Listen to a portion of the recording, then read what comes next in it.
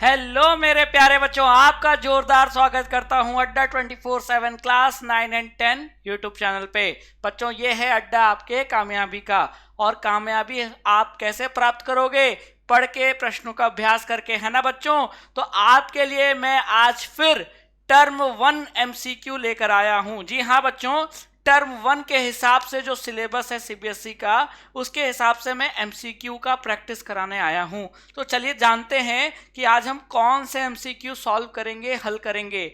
बच्चों, 10वीं कक्षा का जो चौथा अध्याय है, 4th चैप्टर है, जिसका नाम है कार्बन एवं उसके यौगिक, यानी कार्बन एंड इट्स कंपाउंड।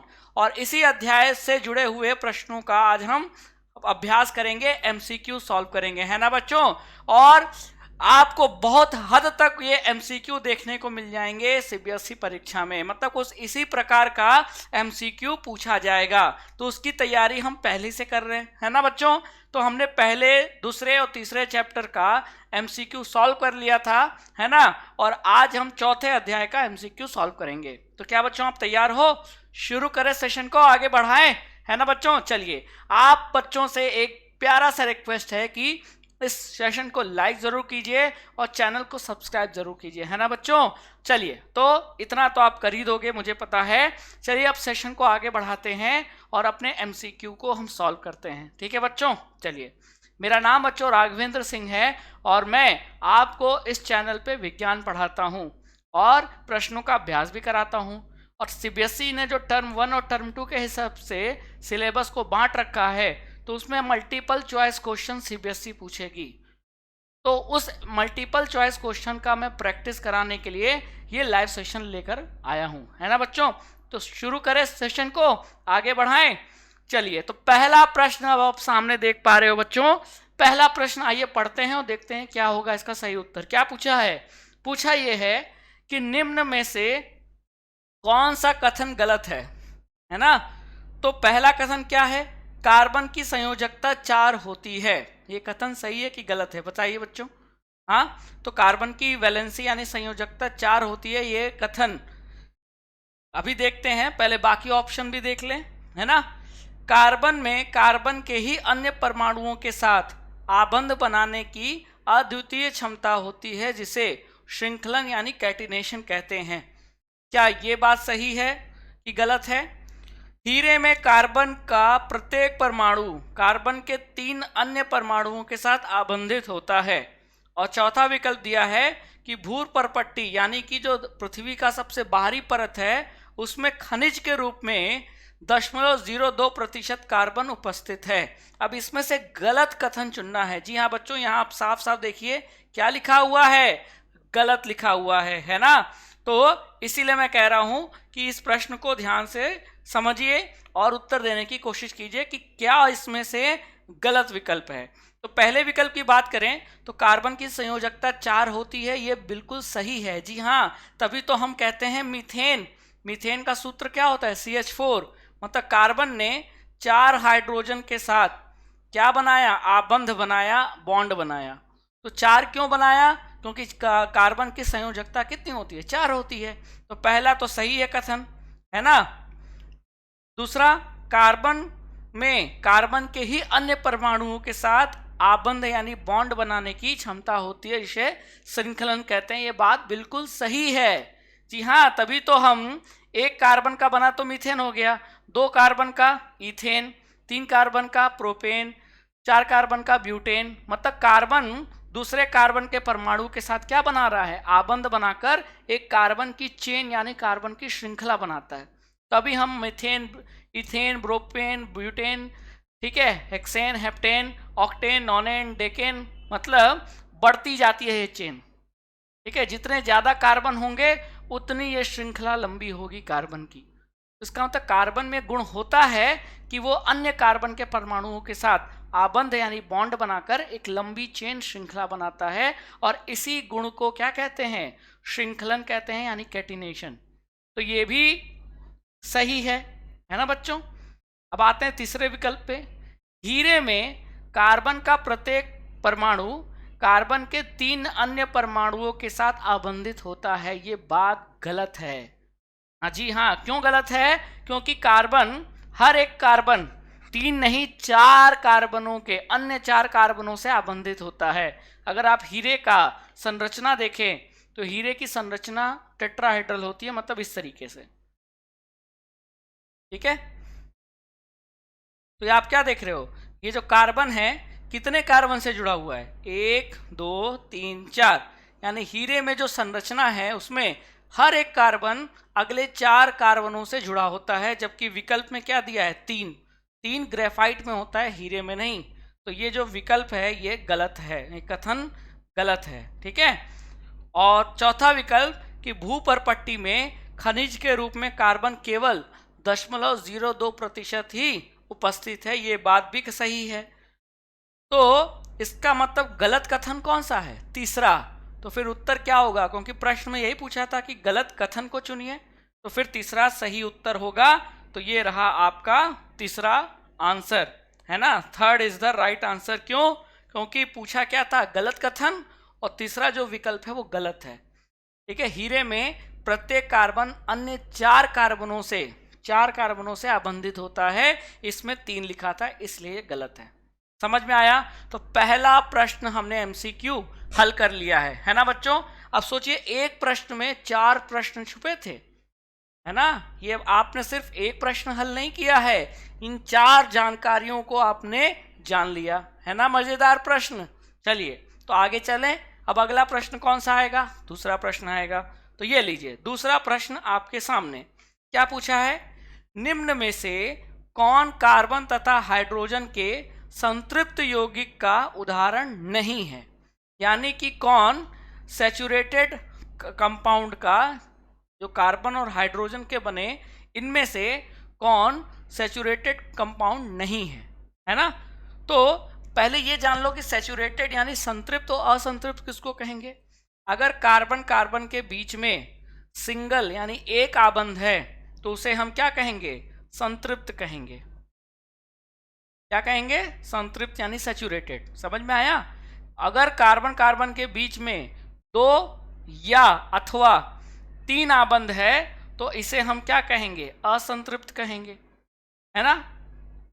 अब आपसे पूछा था कि निम्न में से कौन संतृप्त यौगिक का उदाहरण नहीं है, मतलब वो असंतृप्त है। ठीक है, अब पहला देखिए क्या लिखा है, C2H6। अब इन सभी विकल्पों की आपको संरचना यानी कि स्केलेटन बनाना होगा। तो C2H6 की, अब मुझे पता है कि कार्बन की संयोजकता 4 है, तो कार्बन कितने बॉन्ड बनाएगा, 4। तो यहाँ कितने कार्बन दिख रहे हैं C2H6 में, 2, तो यहाँ मैंने 2 बना दिए। ठीक है, अब इन 2 कार्बन के बीच में एक सिंगल बॉन्ड बना दिया मैंने। ठीक है, सिंगल आबंध। अब बचा 6 हाइड्रोजन, तो मैं 3 यहाँ लगा देता हूँ, है ना, और बाकी 3 यहाँ लगा देता हूँ। अब आप क्या देख रहे हो, C2H6 में कार्बन कार्बन के बीच में कितना आबंध है, एक आबंध है, एक बॉन्ड है, तो फिर ये क्या हुआ, संतृप्त हुआ ना। ठीक है, पूछा क्या है, संतृप्त नहीं है। C3H6, चलिए C3H6 का यहाँ मैं डायग्राम बना लेता हूँ, संरचना बना लेता हूँ। 3 कार्बन है ना, और 6 हाइड्रोजन। 6 हाइड्रोजन मतलब, ठीक है, कुछ इस तरीके से मान लीजिए कहीं ना कहीं 6 हाइड्रोजन से इन तीनों को भरा नहीं जा सकता, मतलब कि सिंगल बॉन्ड से काम नहीं चल सकता। ठीक है, तो मैंने यहाँ डबल बॉन्ड लगा दिया। ये देखिए बना। तो यहाँ आपको कितने हाइड्रोजन दिख रहे हैं, 3 ये, 1 ये, 4 और ये 2, कितने हो गए, 6 हाइड्रोजन। और कार्बन कितने दिख रहे हैं, 3। तो इसका मतलब यहाँ कार्बन कार्बन के बीच में क्या आ गया, डबल बॉन्ड आ गया। तो ये क्या हो गया, असंतृप्त हो गया, C3H6। ठीक है, C3H8 जब आप देखोगे, इसकी संरचना बनाओगे तो कार्बन कार्बन के बीच में एक एक बॉन्ड बना दिया। अब 3 यहाँ रख दो, 2 यहाँ रख दो, 3 2 5, और यहाँ 3 रख दो। 3 ही क्यों, क्योंकि भैया 4 बॉन्ड बनाता है ना कार्बन, तो जब एक इस कार्बन के साथ बना लिया है तो बाकी बचे 3 हाइड्रोजन के साथ बनाएगा। तो ये हो गया C3H8। ये क्या है, यहाँ देखो कार्बन कार्बन के बीच में सिंगल बॉन्ड यानी एक आबंध है, तो ये भी तो संतृप्त हुआ। तो पहला संतृप्त है, दूसरा असंतृप्त है, तीसरा संतृप्त है, और चौथा C4H10 बना लीजिए 4 कार्बन, हाइड्रोजन 10 है, 3 यहाँ रख दिया, 3 यहाँ रख दिया। 3 क्यों रख रहे हैं समझ में आया? क्योंकि 4 बनाना है, एक तो दूसरे कार्बन के साथ, तो बाकी 3। ठीक है, 3 3 6 हो गए, 2 यहाँ रख दिया, 2 यहाँ रख दिया, हो गए 4। तो C4H10 हो गया कि नहीं? बिल्कुल हो गया। और यहाँ कार्बन कार्बन के बीच में आपको सिंगल आबंध दिख रहा है, एक आबंध यानी सिंगल बॉन्ड, तो ये भी तो क्या है? संतृप्त है ना। तो पहला, तीसरा और चौथा तो संतृप्त है, लेकिन प्रश्न में पूछा था कि कौन संतृप्त नहीं है, उसका उदाहरण बताइए, तो वो है दूसरा। तो फिर इसका उत्तर क्या जाएगा? उत्तर जाएगा ये आपका दूसरा, है ना, C3H6। तो C3H6 मतलब ये है प्रोपीन, और ईन लग गया, इसका मतलब डबल बॉन्ड है, और डबल बॉन्ड है तो वो संतृप्त नहीं असंतृप्त होगा। समझ में आया? तो इस तरीके से इन प्रश्नों का जवाब देना है। अगर आपसे ये पूछा जाए कि बताओ कौन संतृप्त है कौन असंतृप्त है, तो आप पहले उसकी संरचना बनाओ, उसका इस कार्बन स्केलेटन बनाओ, कार्बन कंकाल, और तब देखो, पहले कार्बन लिख दो जितने कार्बन दिए हैं, फिर उसमें हाइड्रोजन रखने की कोशिश करो। ठीक है, और आपको हमेशा कार्बन की वैलेंसी 4 है, ये ध्यान रखना है। ये नहीं कि मैंने कार्बन के साथ 5 हाइड्रोजन जोड़ दिया, गलत है ना। क्यों नहीं जोड़ सकते? क्योंकि कार्बन 4 से ज़्यादा आबंध यानी बॉन्ड बनाता ही नहीं है ना। तो इन चीज़ों को ध्यान रखना है। आप किसी भी संरचना में देख लो, कार्बन का 4 ही बॉन्ड पाओगे, इससे ज़्यादा नहीं पाओगे। कहीं भी देख लो, जो भी मैंने संरचना बनाई है, पहली, दूसरी, तीसरी, चौथी, कहीं भी आपको 4 से अधिक बॉन्ड नहीं दिखेगा। ठीक है, तो वैलेंसी का, संयोजकता का खास ध्यान रखना है। और अगर आपको एक भी डबल या ट्रिपल बॉन्ड यानी 2 या 3 आबंध दिख गया, तो वो असंतृप्त यौगिक है। और अगर सारे कार्बन कार्बन के बीच में सारे जो बॉन्ड है, तो बॉन्ड आपको कौन सा देखना है? कार्बन कार्बन के बीच में, कार्बन हाइड्रोजन के बीच में नहीं। ठीक है, तो अगर सिंगल बॉन्ड है यानी एक आबंध है, तो वो संतृप्त होगा। ठीक है, तो दूसरा प्रश्न भी हल कर लिया, है ना बच्चों। अभी एक बार समझ लिया तो अब इससे जुड़े जितने भी प्रश्न हैं हल कर लोगे, है ना। चलिए आगे चलते हैं अगले प्रश्न की ओर। अब क्या पूछा है? इथेन का आणविक सूत्र दिया है C2H6, 2 कार्बन तो एथ, ठीक है, और एन इसका मतलब कि कार्बन कार्बन के बीच में एक आबंध है, तभी तो इथेन कह रहे हैं। तो इथेन का फॉर्मूला दिया है, सूत्र दिया है, और ये पूछा है कि इसमें कितने कोवलेंट यानी सहसंयोजक आबंध है। तो बच्चों, कार्बन क्या करता है? कार्बन जैसे हाइड्रोजन के साथ या दूसरे तत्वों के साथ क्या करता है? इलेक्ट्रॉन को बांटता है। बांटना मतलब साझा करता है। साझे की सरकार सुनिए कि नहीं? मतलब कार्बन कहेगा कि तुम्हारा इलेक्ट्रॉन मैं अपने में गिनूंगा और मेरा इलेक्ट्रॉन तुम अपने में गिन लो, दूसरे किसी तत्व से, है ना। तो इलेक्ट्रॉन की साझेदारी होती है, और इलेक्ट्रॉन की साझेदारी से जो बॉन्ड आबंध बनता है उसे कोवलेंट बॉन्ड यानी सहसंयोजक आबंध कहते हैं। तो एक बॉन्ड 2 इलेक्ट्रॉन से बनता है। ठीक है, तो जैसे मान लीजिए यहाँ हम CH4 बना रहे हैं, ये है CH4, ये क्या है? CH4। तो यहाँ आपको कार्बन और हाइड्रोजन के बीच में एक आबंध दिख रहा है। ये जो मैं लाइन खींच रहा हूँ वो बॉन्ड है, और वो एक लाइन बता रहा है 2 इलेक्ट्रॉन, तो 2 इलेक्ट्रॉन मतलब एक बॉन्ड। ठीक है, अब आपसे ये पूछा जाए कि CH4 में बताओ कितने कोवलेंट बॉन्ड है? कार्बन हाइड्रोजन कितने? 1 2 3 4, ऐसे 4 बॉन्ड दिखे, तो ये इसका उत्तर है। लेकिन पूछा मीथेन में नहीं है, इथेन में है। इथेन का दिया है C2H6, तो पहले इसकी कार्बन कंकाल यानी संरचना बनाओ। तो C2 यानी 2 कार्बन, 2 कार्बन बना दिए मैंने।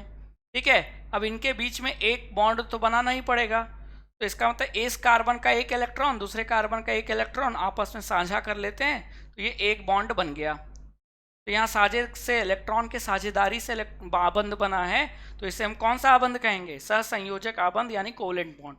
ठीक है, अब तो कार्बन की संयोजकता 4 होती है, एक बॉन्ड तो बना लिया, अभी भी 3 बॉन्ड बनाना बाकी है, इस कार्बन को भी और इस कार्बन को भी। तो अभी 3 कार्बन कहाँ से, मतलब 3 हाइड्रोजन कहाँ से आएंगे? तो यहाँ 6 है ना, 6 में 3 इसके पास चले जाएंगे और बाकी 3 इसके पास चले जाएंगे। अब देखिए, पहले कार्बन की संयोजकता पूर्ण हो गई, दूसरे की भी पूर्ण हो गई, और ये बन गया C2H6। अब ये गिन लीजिए कितने बॉन्ड हैं। ये सभी जो आबंध नजर आ रहे हैं सभी तो सहसंयोजक आबंध है ना।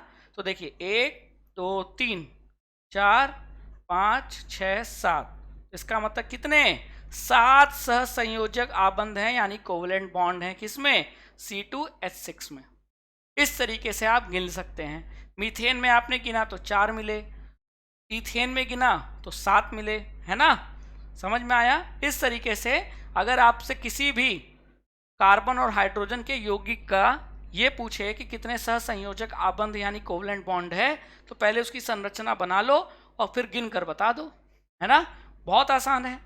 चले आगे। तो तीसरा प्रश्न भी हल कर लिया बच्चों। इसी तरीके के प्रश्न आपसे परीक्षा में पूछे जाएंगे, तो इसकी तैयारी एकदम धाकड़ तरीके से होनी चाहिए, है ना बच्चों। चलिए अब आगे चलते हैं अगले प्रश्न की ओर।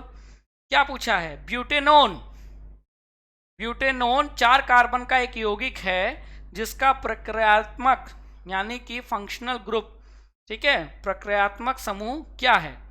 तो जब हम ब्यूटेनोन कहते हैं तो ये नाम आखिरी में देखिए क्या लगा है, ब्यूटेनोन, ओन आया है, और ये ओन बता रहा है कि फंक्शनल ग्रुप क्या है, कीटोन, और कीटोन की फंक्शनल ग्रुप की पहचान होती है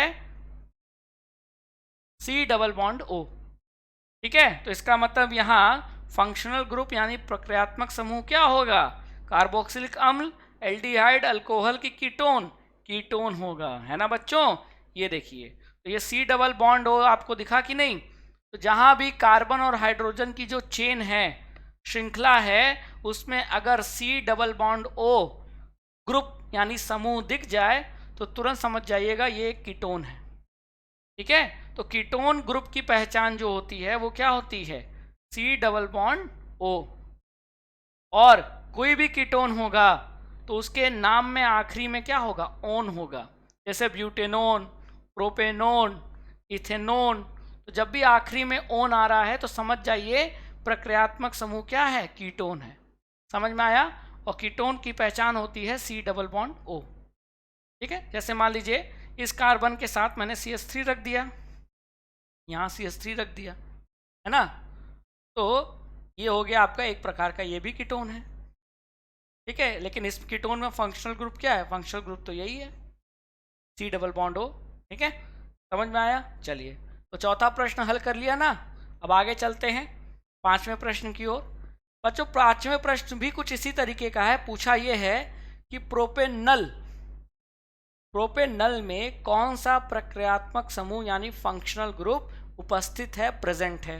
विकल्प क्या दिया है, अल्डिहाइड, अल्कोहल, कीटोन, कार्बोक्सिलिक अम्ल। तो बच्चों एक उत्तर तो नहीं हो सकता कीटोन। क्यों, क्योंकि अभी आपने पढ़ा कि कीटोन अगर होता है फंक्शनल ग्रुप, अगर किसी कार्बन हाइड्रोकार्बन में, कार्बन और हाइड्रोजन के यौगिक यानी हाइड्रोकार्बन में अगर कीटोन होगा तो उस हाइड्रोकार्बन का नाम किस पे खत्म होगा, ओन पे। लेकिन यहाँ देखिए नाम किस पे खत्म हुआ है, प्रोपेनल, अल पे खत्म हुआ है, तो कीटोन तो हो नहीं सकता, ठीक है। और कीटोन में तो C डबल बॉन्ड O होता है, और यहाँ C डबल बॉन्ड O के साथ H है, ठीक है। तो ये तो होगा नहीं। तो यहाँ आप समूह देख रहे हैं और ये समूह को ध्यान से देखिए, CHO यही ना दिख रहा है, और CHO है, तो इसका मतलब ये कौन सा फंक्शनल ग्रुप है, प्रक्रियात्मक समूह है, ये है आपका क्या, अल्डिहाइड, ठीक है। और इसीलिए नाम किस पे खत्म हुआ है, अल पे। तो अगर किसी हाइड्रोकार्बन में अल्डिहाइड प्रक्रियात्मक समूह यानी फंक्शनल ग्रुप मौजूद रहता है तो उस हाइड्रोकार्बन का नाम किस पे खत्म होता है, अल पे। अगर कीटोन फंक्शनल ग्रुप है जुड़ा हुआ तो उस हाइड्रोकार्बन का नाम खत्म होता है ओन पे। तो जैसे प्रोपेनोन कीटोन था तो ओन लगा, और इसी अगर अल्डिहाइड होता तो प्रोपेनल, ब्यूटेनल, ठीक है, ऑक्टेनल। समझ में आया। तो ये रहा इसका उत्तर। सही उत्तर क्या होगा, ये होगा अल्डिहाइड। समझ में आया। तो अल्डिहाइड की पहचान क्या होती है, CHO, और कीटोन की पहचान क्या होती है, C डबल बॉन्ड O, ठीक है। अल्कोहल की पहचान होती है OH, और कार्बोक्सिलिक अम्ल की पहचान होती है C double bond OH, COOH, है ना। समझ में आया। मतलब ये इस तरीके से, ये है आपका कार्बोक्सिलिक अम्ल। है ना, समझ में आया। तो हर फंक्शनल ग्रुप की आपको पहचान पता होनी चाहिए। चले आगे छठे प्रश्न की ओर। चलिए बच्चों अब आगे चलते हैं और ये पूछा है अगले प्रश्न में, बहुत बढ़िया प्रश्न है, निम्न में से एस्टीकरण अभिक्रिया किसे कहते हैं, यानी एस्टरिफिकेशन किसे कहते हैं। तो चारों में आपको पहचानना है। तो पहले ये पता होना चाहिए कि एस्टरिफिकेशन होता क्या है। तो ईस्टर का निर्माण, अगर किसी अभिक्रिया से ईस्टर बने, और कौन सी अभिक्रिया से, तो ईस्टर की पहचान क्या होती है, कोई बता पाएगा यहाँ, बताइए। तो ईस्टर की पहचान होती है T double bond O, O H नहीं, एच होगा तो कार्बोक्सिलिक अम्ल हो जाएगा, आर। तो ये देखिए जैसा यहाँ आपको दिख रहा है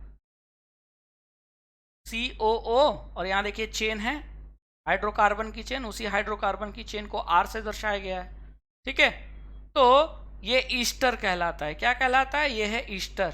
तो जब कार्बोक्सिलिक अम्ल, यहाँ देखिए क्या है, इथेनोइक एसिड यानी एसिटिक एसिड है, ये देखिए चौथा विकल्प, इथेनोइक अम्ल को ही एसिटिक अम्ल कहते हैं, CH3COOH। और मैंने पहले ही बोला था कि जहाँ COOH होता है फंक्शनल ग्रुप, वो समझ लीजिए क्या होता है, कार्बोक्सिलिक अम्ल होता है। तो ये कार्बोक्सिलिक अम्ल किसके साथ अभिक्रिया कर रहा है, यहाँ देखिए OH यानी अल्कोहल के साथ, इथेनॉल के साथ। तो इथेनोइक एसिड जब ये इथेनॉल के साथ किसी अम्ल उत्प्रेरक की मौजूदगी में अभिक्रिया करता है, तो कार्बोक्सिलिक एसिड और अल्कोहल की अभिक्रिया से क्या बनता है, ईस्टर, और इसी अभिक्रिया को एस्टरीकरण कहते हैं। तो फिर उत्तर क्या होगा, उत्तर होगा चौथा। समझ में आया बच्चों, बहुत ही महत्वपूर्ण ये आंसर मतलब प्रश्न है, और इस प्रश्न का ये रहा उत्तर।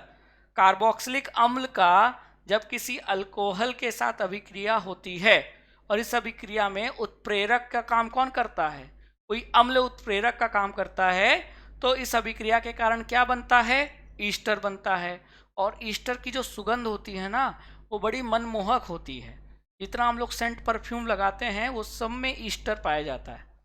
ठीक है, तो ईस्टर का निर्माण हुआ इस अभिक्रिया से, कार्बोक्सिलिक एसिड और अल्कोहल की अभिक्रिया से ईस्टर बनता है, और इसी अभिक्रिया को हम एस्टरीकरण यानी एस्टरीफिकेशन कहते हैं। समझ में आया। तो ये चौथा विकल्प है आपका सही उत्तर। बहुत बढ़िया प्रश्न था, है ना बच्चों। तो हमने छठा प्रश्न भी हल कर लिया। आगे चले, चलिए अब आता है निम्न में से साबुनीकरण अभिक्रिया कौन सी है।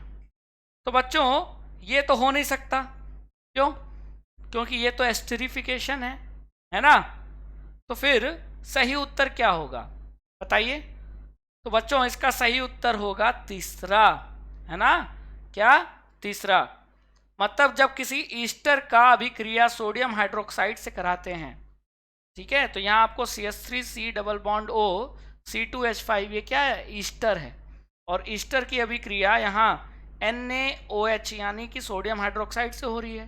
तो क्या बन रहा है, अल्कोहल बन रहा है, और सोडियम सॉल्ट बन रहा है, किसका, कार्बोक्सिलिक अम्ल का सोडियम सॉल्ट बन रहा है। क्योंकि यहाँ अगर H हो जाता सोडियम की जगह, तो ये कार्बोक्सिलिक एसिड हो जाता, लेकिन H की जगह क्या है, Na, यानी ये लवण है, सोडियम का लवण है। ठीक है, कार्बोक्सिलिक अम्ल यानी कार्बोक्सिलिक एसिड के सोडियम लवण बन रहा है, साथ ही साथ अल्कोहल बन रहा है, और इसी को हम प्रक्रिया को इस्तेमाल करते हैं साबुन बनाने में।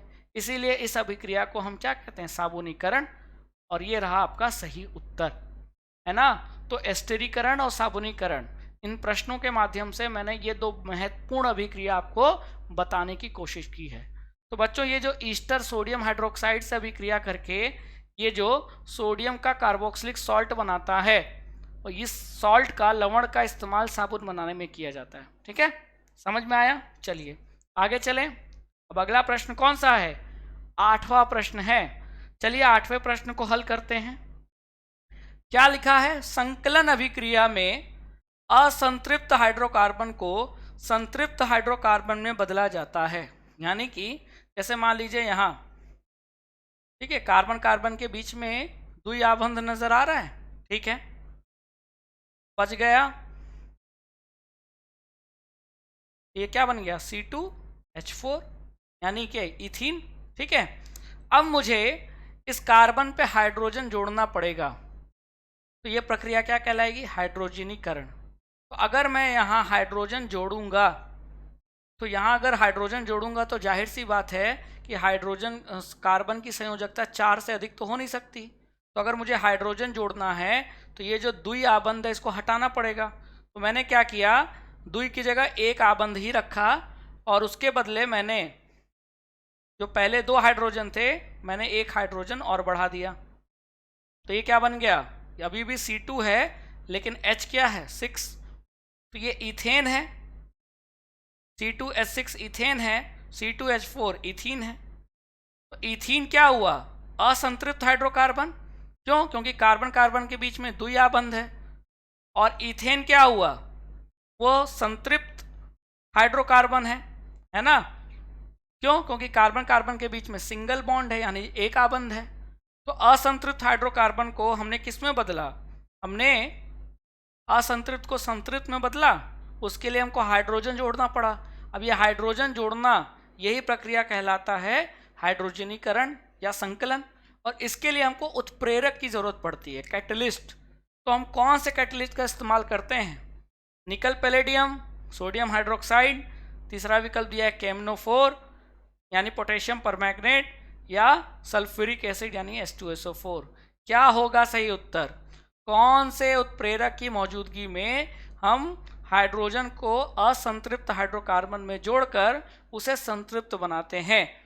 और इसका उत्तर होगा पहला, निकल और पैलेडियम, है ना? जी हाँ। तो जो वनस्पति घी है उसमें हम यही प्रक्रिया का इस्तेमाल कर रहे हैं। निकल का इस्तेमाल करके हम हाइड्रोजन को जोड़ते हैं, हाइड्रोजनीकरण इस प्रक्रिया को कहा जाता है।